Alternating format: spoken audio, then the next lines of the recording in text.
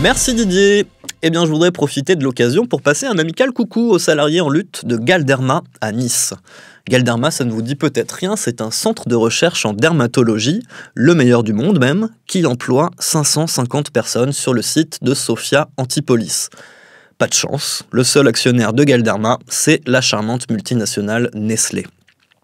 Et Nestlé a annoncé en septembre dernier qu'il voulait bazarder son site de Nice et les plus de 500 employés qui vont avec.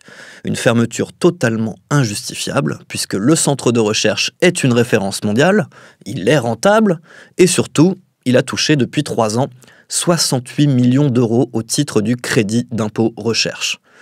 Pour rappel, Nestlé, c'est une dizaine de milliards d'euros de bénéfices nets chaque année. Mais bon, il touche quand même 68 millions d'euros de nos impôts pour virer des gens.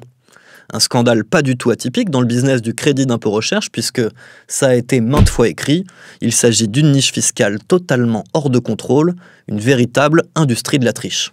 Alors face à cela, les salariés de Galderma résistent et luttent depuis bientôt 6 mois, et comme on a là des chimistes, des biologistes, des chercheurs, bref, pas des cégétistes moustachus rompus à l'exercice, eh bien ça produit des trucs assez inattendus.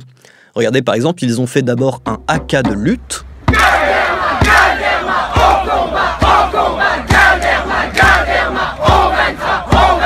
Puis, ils ont couru la prom classique de Nice ensemble et ils l'ont gagné en équipe. Et en décembre, irruption dans la culture YouTube, ils ont même fait un mannequin challenge.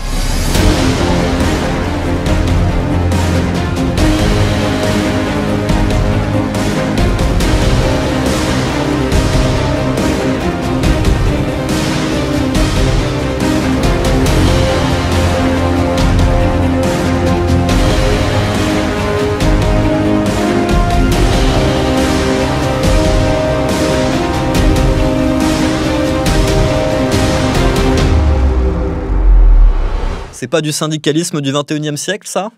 Alors je ne sais pas jusqu'à quel point ça va être efficace, mais une chose est sûre, ça fait chaud au cœur de voir toute cette combativité.